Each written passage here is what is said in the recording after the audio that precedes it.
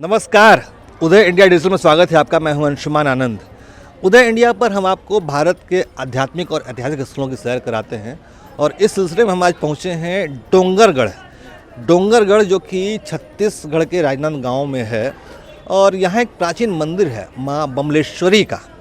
तो हम इस वक्त उसी प्राचीन मंदिर के प्रांगण में खड़े हैं। माँ बमलेश्वरी के आंचल की छाया के नीचे खड़े हैं और अपने दर्शकों को बता दें कि माँ बमलेश्वरी को 10 महाविद्याओं में से एक माँ बगलामुखी का स्वरूप माना जाता है।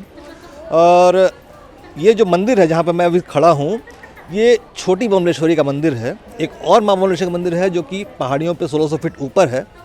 हम आपको वहाँ के भी दर्शन बाद में कराएंगे। फिलहाल आपको इस मंदिर के इतिहास के बारे में बताते हैं। तो हम दर्शकों को बता दें कि ये जो मंदिर है, जो प्राचीन मंदिर है, इसका इतिहास है आज से 2500 साल पुराना, यानी कि राजा विक्रमादित्य के काल का इतिहास जुड़ता है यहाँ पे। और इससे एक प्रेम कहानी भी जुड़ी हुई है जो कि आपने शायद फिल्म जब भूल भुलैया देखी होगी, उसकी जैसी कहानी है ये। तो माँ बमलेश्वरी का ये जो मंदिर है वो यहाँ एक प्राचीन काल में राजा हुआ करते थे। उन राजा के दरबार में एक नर्तकी थी।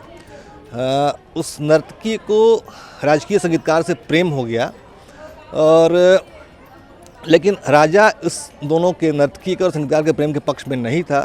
तो उसने जो संगीतकार को देश छोड़ के भागना पड़ा और उन नर्तकी का नाम था काम कलंदकला, जो कि बहुत अद्भुत सुंदरी थी और वो एक अद्भुत नर्तकी भी थी। और उनसे प्रेम करने वाले संगीतकार का नाम था माधवानल। तो राजा के डर से माधवानल को अपना राज्य यानी डोंगरगढ़ छोड़ के भागना पड़ा और वो पहुंच गए उज्जैन में उस वक्त वीर विक्रमादित्य शासन करते थे, जो कि इतिहास प्रसिद्ध राजा विक्रमादित्य हैं। राजा विक्रमादित्य ने माधवानल को शरण दी और उनकी दर्द भरी व्यथा सुनी। तो माधवानल ने बताया कि कैसे उनको काम कलंदकला से प्रेम है, लेकिन राजा के हस्तक्षेप की वजह से उनका प्रेम फलीभूत नहीं हो पा रहा है। तो विक्रमादित्य ने राजा को समझाने की कोशिश की। जो डोंगरगढ़ के वर्तमान राजा थे, उनका नाम मैं आपको बताने की कोशिश करूंगा। तो राजा कामसेन नाम था उनका। राजा कामसेन थे यहाँ डोंगरगढ़ के राजा जो थे उस वक्त कामसेन थे। इनके दरबार में माधवानल संगीतकार थे और काम कलंदकला जो थी वो नर्तकी थी। तो राजा विक्रमादित्य ने यहाँ के राजा कामसेन थे, उनको समझाने की कोशिश की कि भाई आप इस नर्तकी के और इस संगीतकार के प्रेम में बाधक ना बनिए। लेकिन राजा कामसेन स्वयं भी और उनके कहते हैं कि उस नर्तकी को पाना चाहते थे। तो उन्होंने राजा विक्रमादित्य की बात मानने से इनकार कर दिया। इस पर नाराज होकर न्याय दिलाने के लिए राजा विक्रमादित्य ने इस राज्य पर हमला किया और राजा कामसेन का राज्य नष्ट हो गया। और माधवानल और नर्तकी काम कलंदकला जो थी, उन दोनों को एक करने के लिए विक्रमादित्य ने बहुत बड़ा युद्ध लड़ा। लेकिन इसमें एक दुखांत अंत है इस कहानी का कि राजा विक्रमादित्य ने मजाक में नर्तकी काम कलंदकला की परीक्षा लेने के लिए झूठी खबर भिजवा दी कि इस युद्ध में जो युद्ध हुआ है यहाँ पे, उसमें संगीतकार माधवानल मारे गए हैं। और लेकिन ये मजाक बड़ा महंगा साबित हुआ, क्योंकि माधवानल के मृत्यु की खबर सुनते ही नर्तकी काम कलंदकला जो थी उन्होंने आत्महत्या कर ली। तो इस कहानी का एक दुखद अंत हुआ। लेकिन अभी कहानी ख़त्म नहीं हुई है, कहानी अभी बाकी है। इसके बाद राजा विक्रमादित्य ने इसी मंदिर में आके तपस्या की, माँ बगलामुखी की साधना की। और राजा विक्रमादित्य बहुत वीर थे। वो वही विक्रम और बेताल वाले विक्रमादित्य हैं जिन्होंने किसी ज़माने में बेताल जैसे अशरीरी शक्ति को अपने वश में किया था। तो और वो भगवान शिव की बहुत महान कृपा थी, वो महाकाल के महान भक्त थे। तो राजा विक्रमादित्य की तपस्या से प्रसन्न होकर माँ बमलेश्वरी प्रसन्न होकर यहाँ प्रकट हुई। तो राजा ने उनसे वरदान में मांगा कि आप काम कलंदकला को और माधवानल को जीवित कर दीजिए।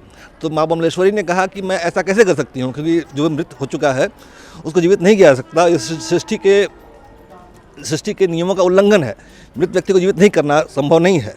तो ऐसे में राजा विक्रमादित्य ने अपने गले में अपनी तलवार रख ली। बोला कि माँ, यदि आप इन दोनों को जीवित नहीं कर सकती हैं तो मैं अपने हाथों से अपना गला काट कर समर्पित कर दूंगा, क्योंकि मेरे एक छोटी सी परीक्षा की वजह से काम कलंदकला ने मृत्यु की गोद में चली गई और इन दोनों का प्रेम अधूरा रह गया। माधवानल ने भी अपने आत्महत्या कर ली। काम कलंदकला ने मेरी झूठे मजाक की वजह से आत्महत्या कर ली।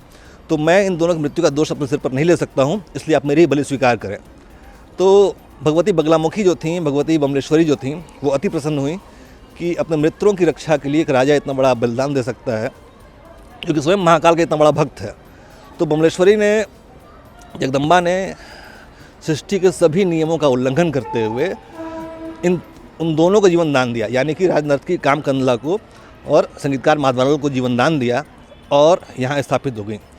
तो आप सोचिए, ये ऐतिहासिक स्थल जो है यहाँ का, वो कितना प्राचीन है और कितना अद्भुत है, जिसमें से एक प्रेम कहानी जुड़ी हुई है, एक राजा का बलिदान जुड़ा हुआ है, एक राजा का त्याग जुड़ा हुआ है। ये बताता है कि राजधर्म क्या होता है, मित्रता क्या होती है, प्रेम क्या होता है। और हम बहुत सौभाग्यशाली हैं कि इस प्राचीन मंदिर में खड़े हैं। ये माँ जगदम्बा बगलामुखी का मंदिर है और यहाँ पे आना अपने आप में बड़ा सौभाग्य की बात है। तो हमने सोचा कि क्यों ना उदय इंडिया के दर्शकों को भी माँ बमलेश्वरी के दर्शन कराए जाएँ और उनको भी यहाँ का पुण्य लाभ कराया जाए। आपको इसी तरह से भारत भर के दर्शनीय स्थलों की सैर कराते रहेंगे, उनके बारे में बताते रहेंगे। बहुत बहुत धन्यवाद।